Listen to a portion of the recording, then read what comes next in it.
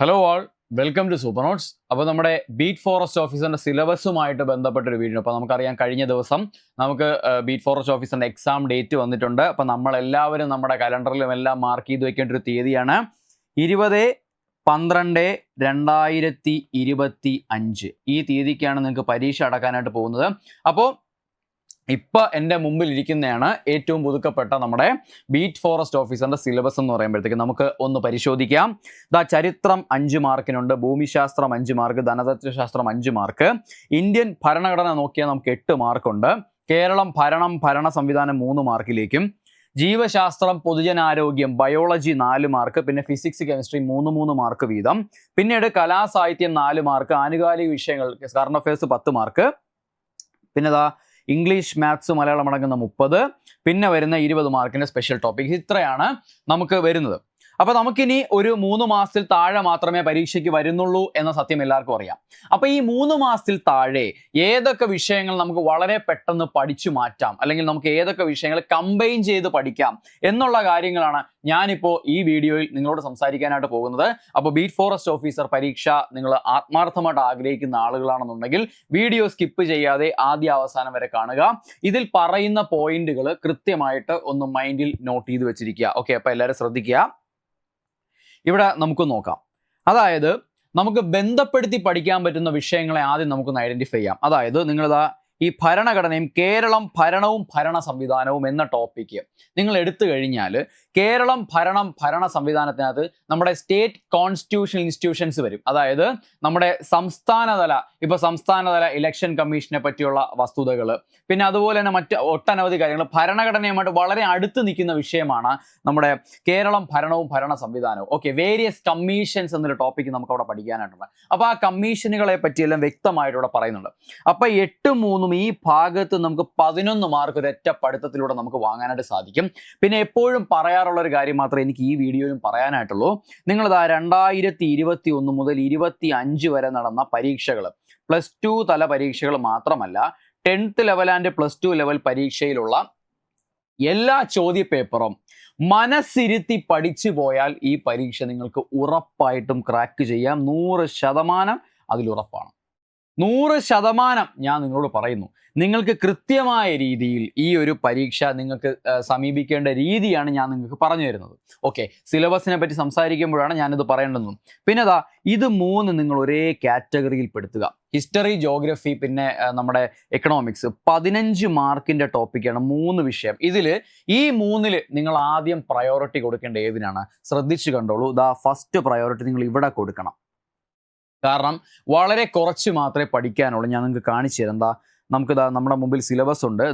ധനതത്വശാസ്ത്രത്തിന് വളരെ 5 മാർക്കിന് ഇത്രയും സാധനം മാത്രം. സാമ്പത്തിക രംഗം പഠിക്കാം, പഞ്ചവത്സര പദ്ധതികൾ പഠിക്കാം, പ്ലാനിംഗ് കമ്മീഷൻ, നീതി ആയോഗ്, പിന്നെ NEP, ധനകാര്യ സ്ഥാപനങ്ങൾ, കാർഷിക വിളകൾ. ഇതങ്ങനെ ചോദിക്കാറില്ല. ഇത് സാധാരണ ചോദിക്കാറുണ്ടെങ്കിൽ തന്നെ ഇത് നേരെ ജോഗ്രഫിയുടെ ഭാഗമാണ്. ജോഗ്രഫിയുമായിട്ട് ബന്ധപ്പെടുത്തി ഇത് പഠിച്ചാൽ മതി. അപ്പോൾ ഇവിടെ നിന്ന് ഈ ഒരു ഭാഗം നമുക്കങ്ങ് മാറ്റി വെച്ചിരിക്കും. കാരണം നിങ്ങൾ ഓൾറെഡി ഇത് ജോഗ്രഫി പഠിക്കുന്നുണ്ട്. ഹരിത വിപ്ലവമായിട്ട് ബന്ധപ്പെട്ട കാര്യം, ഇത്രയും ടോപ്പിക്ക് പഠിച്ചാൽ നിങ്ങൾക്ക് അവിടെ 5 മാർക്ക് വീണ് കിട്ടുകയാണ്. ഇത്രയും ടോപ്പിക്ക് പഠിക്കുമ്പോൾ തന്നെ നിങ്ങൾക്ക് അവിടെ 5 മാർക്ക് വീണ് കിട്ടുന്നു. ഇനി അടുത്തത് പിന്നെ നിങ്ങൾക്ക് ഭൂമിശാസ്ത്രം നോക്കിക്കഴിഞ്ഞാൽ പോലും അവിടെ അത്യാവശ്യം നന്നായിട്ട് പഠിക്കാനുണ്ട്. നമ്മൾ പിന്നെ ഹിസ്റ്ററി നോക്കിയാൽ നന്നായിട്ട് പഠിക്കാനുണ്ട്. അപ്പോൾ ഈ ഭാഗങ്ങൾ, ഈ ടോപ്പിക് എല്ലാം എടുത്തു വെച്ച് വായിച്ച് തീർക്കുക എന്ന് പറയുന്നത് പ്രാക്ടിക്കലി പോസിബിൾ അല്ല. അപ്പോൾ നമ്മൾ എന്ത് ചെയ്യും? അപ്പം നമ്മൾ കുറച്ച് ബുദ്ധിപരമായി ചിന്തിച്ച് ഇവിടെ PYQs ആഡ് ചെയ്ത് കൊടുക്കണം. 2021 മുതൽ 25 വരെ ചോദിച്ച ചോദ്യങ്ങൾ നിങ്ങൾക്കിവിടെ PYQ ആഡ് ചെയ്ത് കൊടുക്കുമ്പോൾ തന്നെ നിങ്ങൾക്ക് ഈ 3 സംഭവം അങ്ങ് തീർന്നു കിട്ടും. ഈസി ആയിട്ട് ഈ 3 സംഭവം അങ്ങ് തീർന്നു കിട്ടും. വലിയ റിസ്ക് ഇല്ലാതെ തീർന്നു കിട്ടും. നിങ്ങൾ തന്നെ ആലോചിച്ച് നോക്കിയാൽ മതി.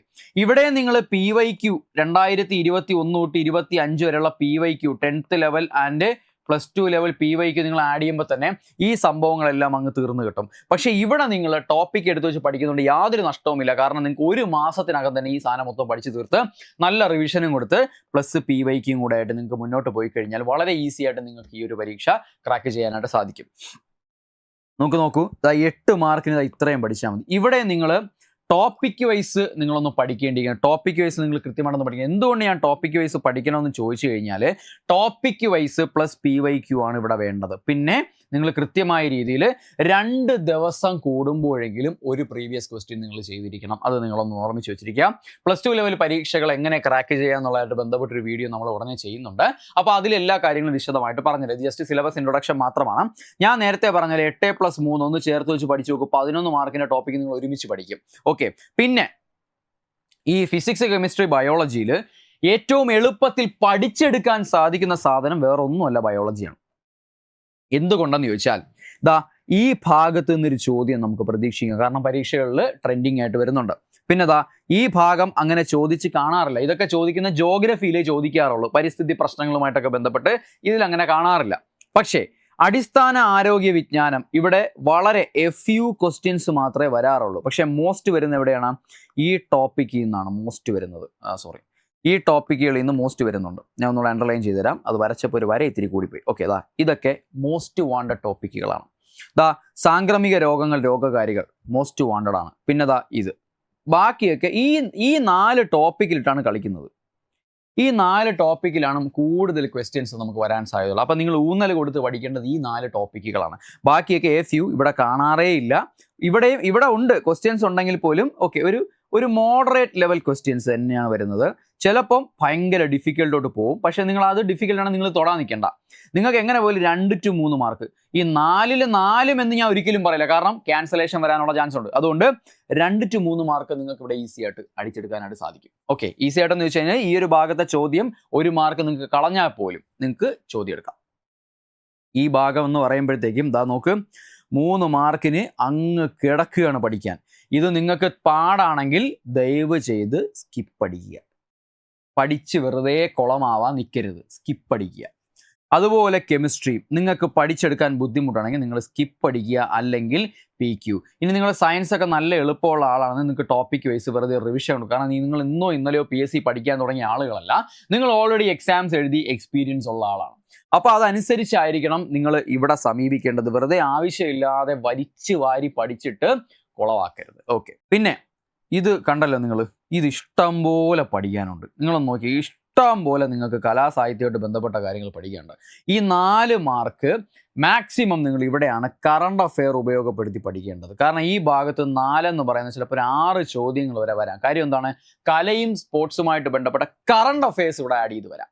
അങ്ങനെയാണെങ്കിൽ 4 മുതൽ 6 ചോദ്യങ്ങൾ വരെ ഈ ഒരു പോർഷനിൽ വരാം. 4 ചോദ്യങ്ങൾ മിക്കവാറും ചിലപ്പോൾ നിങ്ങൾ വായിച്ചിട്ടുള്ള കാര്യങ്ങളൊക്കെ തന്നെ ആയിരിക്കും. ഇപ്പോൾ ലാലേട്ടന് ദാദാ സാഹിബ് ഫാൽക്കെ അവാർഡ് കിട്ടി. 3 മാസം കഴിഞ്ഞാണ് ഈ പരീക്ഷ വരാനിരിക്കുന്നത്. ആ ചോദ്യം നിങ്ങൾക്ക് അവിടെ പ്രതീക്ഷിക്കുക. ലാലേട്ടനുമായിട്ട് ബന്ധപ്പെട്ട എന്ത്? അപ്പം ലാലേട്ടൻ എന്ന് പറയുന്നത് ഒരു ഹോട്ട് ടോപ്പിക് ആയിട്ട് നമുക്ക് കണക്കാക്കാൻ സാധിക്കും. ഓക്കെ, ഇതാണ് വസ്തുത എന്ന് പറയുമ്പോൾ. പിന്നെ ഈ ഭാഗത്ത് ബന്ധപ്പെടുത്തി എല്ലാം +CA കൂടെ പഠിച്ചു പോയി കഴിഞ്ഞാൽ +CA ഇവിടെ നിങ്ങൾക്ക് CA പഠിക്കണം. കാരണം ഈ സാഹിത്യത്തിൽ അധികം നമ്മുടെ ചില +CA. അപ്പം അങ്ങനെ പോവുകയാണെങ്കിൽ ചിലപ്പം 4 മുതൽ 7 ചോദ്യങ്ങൾ വരെ ഈ ഭാഗത്തുനിന്ന് വരാം. എങ്ങനെയാണ്? 3 ചോദ്യം CA ആയിരിക്കും. കാരണം ഓൾറെഡി നിങ്ങൾക്ക് ഇവിടെ കാണാം CAക്ക് 10 മാർക്കുണ്ട്. അപ്പോൾ 10 മാർക്കിൻ്റെ CA മാക്സിമം ചോദിക്കാൻ സാധ്യത ഉള്ളത് സയൻസിൻ്റെ ഭാഗത്തു നിന്നാണെങ്കിൽ ബയോളജിയിൽ വേണമെങ്കിൽ 4+1 പോവാം. പിന്നെ നമുക്ക് നമ്മുടെ ഫിസിക്സ്, കെമിസ്ട്രിയാണ് 3+1 4 4 4. അങ്ങനെയാണെങ്കിൽ 5 4 9 13 മാർക്ക് ഇവിടെ ഉണ്ട്. കാരണം എന്താണ്? ബാക്കി 2 മാർക്ക് ചിലപ്പോൾ കഴിഞ്ഞ നൊബേലിൽ നിന്ന് ബന്ധപ്പെട്ട അല്ലെങ്കിൽ പുതിയ നൊബേൽ വരുന്നുണ്ട്.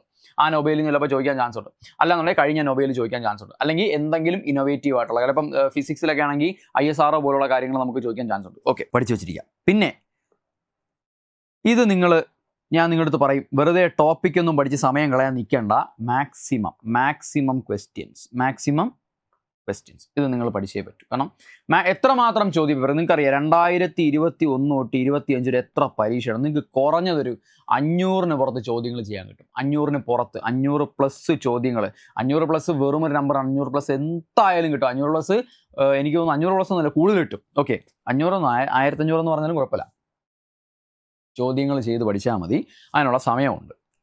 ഓക്കെ, ഇവിടെ നിങ്ങൾ ഇംഗ്ലീഷും പിന്നെ നമ്മുടെ മലയാളവും എല്ലാ കാര്യവും നിങ്ങൾ കൃത്യമായിട്ട് പഠിച്ചിട്ട് പോകണം. മാക്സിമം ക്വസ്റ്റ്യൻസ്, അതായത് ഇവിടെ ഞാൻ അത്ര ചെയ്തുള്ളൂ, മാക്സിമം ക്വസ്റ്റ്യൻസ്. കാരണം ഞാൻ അങ്ങനെയാണ് ഇത് ക്രാക്ക് ചെയ്തത്. കാരണം എൻ്റെ CPA പരീക്ഷ എഴുതിയ സമയത്ത് മലയാളത്തിന് പ്രൊവിഷണൽ ആൻസർക്ക് പ്രകാരം 10 മാർക്ക് വാങ്ങി. അതിൽ ഒരു ക്വസ്റ്റ്യൻ ഒരാവശ്യമില്ലാതെ ക്യാൻസൽ ചെയ്ത് 9 മാർക്ക് കിട്ടി. ഇംഗ്ലീഷും അതുപോലെ. ഇംഗ്ലീഷ് എനിക്ക് 10-ൽ ഏകദേശം 8 something, എനിക്ക് ഒരു തെറ്റേ ഉണ്ടായിരുന്നുള്ളൂ. 8.67 മാർക്ക് എന്തോ കിട്ടി, അതുണ്ട്. അപ്പോൾ എനിക്ക് 9 തൊട്ടേ അപ്പോൾ അവിടെ തന്നെ 17 മാർക്ക് കിട്ടി. മനസ്സിലായില്ലേ? മാത്സിൽ ഒരു മാത്സ് എൻ്റെ ഓർമ്മ ശരിയാണ് 1 2 അത്രേ കിട്ടുള്ളൂ. കാരണം ഞാൻ മാത്സ് അധികം ചെയ്യാത്തുള്ളൂ. നിങ്ങൾ അങ്ങനെ ആവരുത്, നിങ്ങൾ മാത്സ് ചെയ്യുക. എനിക്കൊരു 1 2 മാർക്ക് കണ്ട മാത്സിന് കിട്ടുള്ളൂ എന്നാണ് എൻ്റെ ഓർമ്മ. അപ്പോൾ തന്നെ എനിക്ക് ഏകദേശം 30 19 മാർക്ക് അവിടെ കിട്ടി. ബാക്കി സ്പെഷ്യൽ ടോപ്പിക്കിന് ഫുൾ മാർക്ക് കിട്ടി 20 39 മാർക്ക് എനിക്ക്. 50 മാർക്കിന് നിങ്ങൾ നോക്ക് 39 മാർക്ക് ഞാനത് മാത്രം സ്കോർ ചെയ്തു. നിങ്ങൾ നോക്കിയാൽ മതി. അപ്പം എനിക്ക് എൻ്റെ മാർക്ക് എന്ന് പറയുന്നത് 61.33 ആയിരുന്നു എൻ്റെ മാർക്ക്. 61.33 മാർക്കാണ് ഞാൻ സിവിൽ പോലീസ് ഓഫീസർ പരീക്ഷയ്ക്ക് വാങ്ങിച്ച് 42ാമത്തെ റാങ്ക് കയറിയ മാർക്ക്.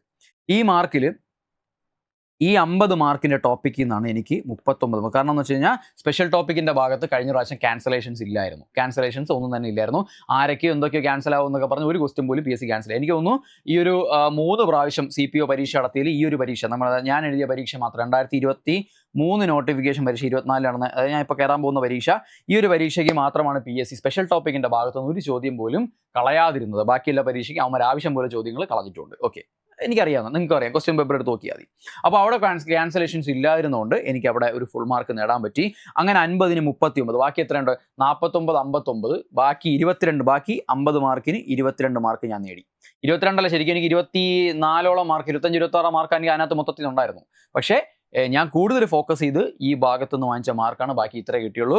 ഇതൊന്നും സംതിങ് എനിക്ക് തോന്നുന്നു. അല്ല, എനിക്ക് ആദ്യം സത്യം പറഞ്ഞാൽ ക്യാൻസൽ ചെയ്യുന്നതിന് മുമ്പേ 65 മാർക്ക് അടുപ്പിച്ചിട്ടുണ്ട്. 4 ക്യാൻസലേഷൻ, 4 പോയപ്പം 61.33, അതായത് 65.33 എന്തോ ഉണ്ടായിരുന്നു. നല്ലൊരു റാങ്കിലേക്ക് എത്തിയാണ്. അതൊക്കെ പോട്ടെ, എന്തായാലും ആവശ്യം ഇപ്പം നല്ലൊരു റാങ്ക് കിട്ടിയിട്ടുണ്ട്. പക്ഷേ എനിക്കിപ്പോഴും ഓർമ്മയുണ്ട് 39 മാർക്കോളം ഞാൻ special topics plus English, maths, Malayalam ഈ ഭാഗത്ത് നിന്ന് നേടിയിട്ടുണ്ട്. നിങ്ങൾക്ക് ഞാൻ മാത്സ് വെറും 2 മാർക്കേ വാങ്ങിച്ചുള്ളൂ. നിങ്ങൾ ആലോചിക്കുക, നിങ്ങൾ മാത്സ് ഒക്കെ അത്യാവശ്യം നല്ല പൊട്ടൻഷ്യൽ ചെയ്യുന്ന ഒരു 6-7 മാർക്കെങ്കിൽ നിങ്ങൾക്ക് ഇവിടെ ഒരു +7 കിട്ടും. 46 മാർക്ക് കിട്ടും. അല്ലെ 50ന് 46 കിടുക്കം മാർക്കാണ്. എനിക്ക് 39 വാങ്ങിക്കാൻ പറ്റും, പക്ഷേ നിങ്ങൾക്ക് ഒരു 46 വാങ്ങിക്കാൻ പറ്റും. ഈസി ആയിട്ട് അടിക്കാവുന്നതാണ്. ഇനിയാണ് നമ്മുടെ വില്ലൻ അല്ല, ശരിക്കും പറഞ്ഞാൽ നമ്മുടെയൊക്കെ രക്ഷകൻ, റാങ്ക് ലിസ്റ്റിന്റെ രക്ഷകൻ എന്ന് ഞാൻ വിളിക്കുന്ന ടോപ്പിക്കാണ് സ്പെഷ്യൽ ടോപ്പിക് എന്ന് പറയുമ്പോൾ. ഇത് ഞാനുമായിട്ട് ബന്ധപ്പെട്ട ഒരു സംഭവമല്ല. കാര്യം എന്ന് വെച്ച് കഴിഞ്ഞാൽ ഇവിടെ ഫോറസ്റ്റുമായിട്ട് ബന്ധപ്പെട്ട കാര്യങ്ങളാണ് കൂടുതൽ പഠിക്കാനുള്ളത്. ഇവിടെ നിങ്ങൾക്ക് ഒരു 6 മാർക്കിൻ്റെ ടോപ്പിക് ഉണ്ട്. 6 മാർക്കിൻ്റെ ടോപ്പിക്ക്, 6 മാർക്കുമായി ടോപ്പിക്കായിട്ട് ബന്ധപ്പെട്ട് സൂപ്പർ നോട്ട്സിൻ്റെ ഒരു കലക്കം ബാച്ച്, കാന്താര ബാച്ചിൽ കൃത്യമായ രീതിയിൽ നമ്മുടെ സ്പെഷ്യൽ ടോപ്പിക്കിൻ്റെ കാര്യങ്ങളൊക്കെ ആരംഭിച്ചിട്ടുണ്ട്. നല്ല രീതിയിൽ ക്ലാസ്സുകൾ അവിടെ കിട്ടുന്നുണ്ട്. എല്ലാ കുട്ടികളും വളരെ സാറ്റിസ്ഫൈഡ് ആയിട്ട് തന്നെ മുമ്പോട്ട് പോയിക്കൊണ്ടിരിക്കുന്ന ഒരു കാഴ്ചയാണ് ഇതുവരെ കാണാൻ സാധിക്കും. വളരെ മോസ്റ്റ് വാണ്ടഡ് ബാച്ചാണ്. ഇപ്പോൾ കാര്യം എന്ന് വെച്ചാൽ നമുക്കിപ്പോൾ വളരെ അടുത്ത് വരാനിരിക്കുന്ന ഒരു ഫോഴ്സ് പരീക്ഷയാണ് നമ്മുടെ ബീറ്റ് ഫോറസ്റ്റ് ഓഫീസറിൻ്റെ പരീക്ഷ എന്ന് പറയുമ്പോൾ. വളരെ മോസ്റ്റ് വാണ്ടഡ് ആയിട്ട് പോയിക്കൊണ്ടിരിക്കുന്ന ഒരു ബാച്ചാണെന്നുള്ളത് യാതൊരു സംശയമില്ല. അവിടെ നമ്മൾ നമ്മുടെ സ്പെഷ്യൽ ടോപ്പിക്കുമായിട്ട് ബന്ധപ്പെട്ട് വളരെ ഇൻറ്റൻസീവ് ആയിട്ടുള്ള കോച്ചിങ് ആണ് കൊടുക്കുന്നത്. ബാസിത് സാറിൻ്റെയൊക്കെ ക്ലാസ്സാണ്. ബാസിത് സാർ, അമൽ സാറിൻ്റെയൊക്കെ വളരെ വിദഗ്ധമായ ക്ലാസ്സുകളാണ് അവിടെ നിങ്ങളെ കാത്തിരിക്കുന്നതെന്ന് പറയുമ്പം. അപ്പം നിങ്ങൾ ചെയ്യേണ്ടത് ഇത്ര മാത്രമാണ്. അത് ഞാൻ ലാസ്റ്റ് പറഞ്ഞുതരാം. അപ്പം ഇവിടെ വൈൽഡ് ലൈഫ് ഇതുമായിട്ട് IUCൻ്റെ റെഡ് ലിസ്റ്റുമായിട്ട് ഇത് നിങ്ങൾ സാധാ PSC പരീക്ഷയ്ക്കും പഠിച്ചിട്ട് പോയി കറണ്ട് അഫയറിൻ്റെ ഭാഗത്തുനിന്ന് ചോദിക്കും. ഓക്കെ, അതൊന്ന് പഠിച്ചിട്ട് പോവുക. പിന്നെ conservation, forest and wild life. പക്ഷേ ഈ ഭാഗം ഉണ്ടല്ലോ, നിങ്ങൾക്ക് ഈസി ആയിട്ട് 2 മാർക്ക് അടിക്കാൻ പറ്റുന്ന ഭാഗമാണ്. IT ആക്റ്റുമായിട്ട് ബന്ധപ്പെട്ട ഭാഗം എന്ന് പറയുമ്പോൾ നിങ്ങൾ ഇത്രയും മാത്രം പഠിച്ചാൽ മതി. ഇവിടെ നിങ്ങൾക്ക് 78 എന്നുള്ള സെക്ഷൻ പഠിക്കാനില്ല. നിങ്ങൾ നോക്കിയാൽ ഏറ്റവും പുതിയ സിലബസ് ആണ് 78 പഠിക്കാനില്ല. ബാക്കി CPOയ്ക്കും എക്സൈസ് ഓഫീസറിനും SIക്കും ഒക്കെ 72 ഇൻവെസ്റ്റിഗേറ്റിംഗ് ഓഫീസറിനെ പറ്റി പഠിക്കാനുണ്ടായിരുന്നു. ഇവിടെ നിങ്ങൾക്ക് ഇൻവെസ്റ്റിഗേറ്റിംഗ് ഓഫീസറിനെ പറ്റി പഠിക്കാനില്ല. പക്ഷേ ഇത്രയും സാധനങ്ങൾ നിങ്ങൾക്ക് വിവരാവകാശം പഠിക്കാനില്ല. അതാണ് ഏറ്റവും വലിയ കാര്യം. ഇത് 2 മാർക്ക് നിങ്ങൾ അടിക്കും. ഇത് നിങ്ങൾ തെറ്റാതെ പഠിച്ചു കഴിഞ്ഞാൽ, അങ്ങോട്ടും ഇങ്ങോട്ടും മാറിപ്പോകാതെ പഠിച്ചു കഴിഞ്ഞാൽ നിങ്ങൾക്ക് ഈ ഭാഗത്തുനിന്ന് 2 മാർക്ക് കിട്ടും. അപ്പം നിങ്ങൾക്ക് സ്പെഷ്യൽ ടോപ്പിക്ക് നിങ്ങൾ ആ 18 മാർക്കിൻ്റെ ടോപ്പിക്ക് നിങ്ങൾക്കൊരു, ഞാൻ പറയട്ടെ, 18ന് നിങ്ങളൊരു 14 മാർക്ക് വാങ്ങിക്കും. ബാക്കി 2 മാർക്ക് 16 മാർക്ക് 20ന് കിട്ടിയാൽ തന്നെ നിങ്ങൾ ആലോചിച്ച് നോക്ക്. നിങ്ങൾക്ക് ബാക്കിയുള്ള നിങ്ങൾ തൊട്ട് 20 മാർക്ക് 16 മാർക്ക് നിങ്ങൾ വാങ്ങിക്കുന്നു. പക്ഷേ ഞാൻ നേരത്തെ പറഞ്ഞ കാൽക്കുലേഷൻ നിങ്ങൾ സ്പെഷ്യൽ ടോപ്പിക്കിന് ഫുള്ള് വാങ്ങിക്കേണ്ടി വരും. എങ്കിൽ മാത്രമേ ഞാൻ 39 വാങ്ങിച്ചാൽ ബാക്കി 10, ഈ 3ന് 19, 30ന് 19 മാർക്കും പിന്നെ 20 mark special topic full mark. കാരണം സ്പെഷ്യൽ ടോപ്പിക്കിന് അത്ര പോലീസിൻ്റെ ആയതുകൊണ്ട് ആഞ്ഞിരുന്ന് പഠിച്ചിട്ടുണ്ട്. ഓക്കെ, അത് പോട്ടെ. അപ്പം ഇത്രയും കാര്യങ്ങൾ നിങ്ങളൊന്ന് ശ്രദ്ധിക്കുക. ഈ ഭാഗത്തുനിന്ന് പ്രത്യേകിച്ച് IT ആക്ടിൻ്റെ ഭാഗത്തുനിന്ന് മാർക്ക് പോകരുത്. ബാക്കി സ്പെഷ്യൽ ടോപ്പിക്കിൻ്റെ ഭാഗത്ത് നിങ്ങൾ ഈ 18 മാർക്ക് എന്നിട്ട് 16 മാർക്കോ 16 വാങ്ങിച്ചാൽ നിങ്ങൾക്ക് 2 മാർക്ക് 18 മാർക്ക് സുഖം. ബാക്കി നിങ്ങൾ 18ഉം പിന്നെ ബാക്കി ഒരു 10 52 മാർക്ക് വെച്ചാൽ 10 70 മാർക്കായി. ബാക്കി മനസ്സിലായില്ല. അതായത് നിങ്ങൾ 20 പോയിട്ട് ബാക്കി ഒരു 80ന് ഒരു 10 50 56 മാർക്ക് വാങ്ങിച്ചു കഴിഞ്ഞാൽ 56ഉം 10 74 56 വാങ്ങിച്ചു കഴിഞ്ഞാൽ 74 മാർക്കായിട്ട് നിങ്ങൾ എന്തായാലും ടോപ്പിലെത്തും. ഓക്കെ, അപ്പം എന്തായാലും നല്ല പോലെ മാർക്ക് വാങ്ങേണ്ട ഒരു പരീക്ഷയാണ് ബീറ്റ് ഫോറസ്റ്റ് ഓഫീസറിൻ്റെ പരീക്ഷ. അതിനൊരിക്കലും നിങ്ങൾ വെറുതെ കാണരുത്.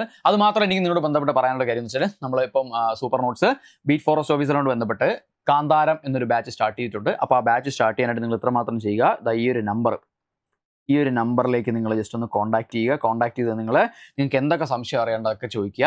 ഇതൊരു അഡ്മിഷൻ പ്രൊസീജിയറിന് വേണ്ടി മാത്രമല്ല, നിങ്ങൾക്ക് എന്ത് ഡൗട്ട് ഉണ്ടെങ്കിലും ഈ നമ്പറിലേക്ക് ചോദിക്കാവുന്നതാണ്. പിന്നെ നമ്മുടെ താഴെ ഒരു ഗൂഗിൾ ഫോം ഉണ്ട്, അതൊന്ന് എല്ലാവരും ഒന്ന് ഫില്ല് ചെയ്യുക, മറക്കാതെ തന്നെ അതൊന്ന് ഫില്ല് ചെയ്യുക. അത് മാത്രവുമല്ല, നിങ്ങൾക്ക് നമ്മുടെ അമൽ സാറുമായിട്ട് സംസാരിക്കാനുള്ള എല്ലാ അവസരവും ബാച്ചിൽ ഉണ്ടായിരിക്കും. അമൽ സാറായിട്ട് മാത്രമല്ല, കൺസേൺഡ് ഫാക്കൽറ്റീസിനോട് സംശയം ചോദിക്കാൻ നിങ്ങൾക്കൊരു ടെലഗ്രാം ഗ്രൂപ്പ് ഉണ്ട്. നിങ്ങൾക്ക് ഏത് സമയത്തും നിങ്ങൾ ചോദിക്കുന്ന ചോദ്യങ്ങൾക്ക് ഉത്തരം തരുന്ന ഒരു ടെലഗ്രാം ഗ്രൂപ്പ് നിങ്ങൾക്കുണ്ട്. ആ ഗ്രൂപ്പ് മെയിൻറ്റെയിൻ ചെയ്യുന്നു. ഇപ്പോൾ ടെലഗ്രാം ഗ്രൂപ്പ് കുറേ നാളത്തേക്ക് ഞാൻ തന്നെയാണ് മെയിൻറ്റെയിൻ ചെയ്യുന്നത്. നിങ്ങൾക്ക് അവിടെ ഞാനുമായിട്ട് ഡയറക്റ്റ്ലി സംസാരിക്കുക. എന്ത് പ്രശ്നമുണ്ടെങ്കിലും, നിങ്ങൾക്ക് എന്ത് സജഷൻസ് ഉണ്ടെങ്കിലും നിങ്ങൾക്ക് അവിടെ സംസാരിക്കാവുന്നതാണ്. നിങ്ങൾക്ക് നമ്മുടെ ഒരു മെൻറ്റർ ടീം, മെൻറ്റർ സപ്പോർട്ട് ഉണ്ടായിരിക്കും. നിങ്ങൾ മെൻ്റലി ഡൗൺ ആയിട്ടിരിക്കുന്നതാണ്, ഏത് സമയത്ത് നിങ്ങൾ വിളിച്ചാൽ പോലും നിങ്ങളോട് സംസാരിക്കുന്ന. കാരണം ഞങ്ങളിലൂടെ നിങ്ങൾ വിജയം നേടിക്കഴിഞ്ഞാൽ എൻ്റെ ഏറ്റവും വലിയ സന്തോഷവും നിങ്ങളെപ്പോലെ തന്നെ അനുഭവിക്കാൻ ഞങ്ങൾക്ക് സാധിക്കും. കാരണം ഞങ്ങളിലൂടെ നിങ്ങൾ വിജയത്തിലെത്തി എന്ന് പറയുന്നത് ഒരു വലിയൊരു ഘടകമാണ് ഒരാളുടെ ജീവിതത്തിൽ. വിജയം എന്ന് പറയുന്ന ഒരു സാധനം അത് എത്ര വൈകി വന്നാൽ പോലും അതൊരു വലിയ ഘടകമാണെന്നുള്ള സത്യം നിങ്ങൾ മനസ്സിലാക്കുക. അപ്പം നിങ്ങൾ എത്രയും പെട്ടെന്ന് ബാച്ചിന്റെ ഭാഗമാവുക. അപ്പം നമുക്ക് ബാക്കി ബാച്ചിൽ കാണാം. ഇതുമായിട്ട് ബന്ധപ്പെട്ട് +2 ലെവൽ പരീക്ഷകൾക്ക് എങ്ങനെ പഠിക്കാം എന്നൊരു വീഡിയോയുമായി ഞാൻ നിങ്ങളുടെ മുമ്പിലേക്ക് ഉടനടി വരുന്നതാണ്. അപ്പം നമുക്ക് ബാക്കി കാര്യങ്ങൾ അവിടെ സംസാരിക്കാം. ഞാൻ നിങ്ങളിൽ നിന്ന് താൽക്കാലിക വിരാമം നേടുകയാണ്. നിങ്ങൾക്ക് ഏവർക്കും എൻ്റെ വിജയാശംസകൾ നിർത്തുന്നു. Thank you all.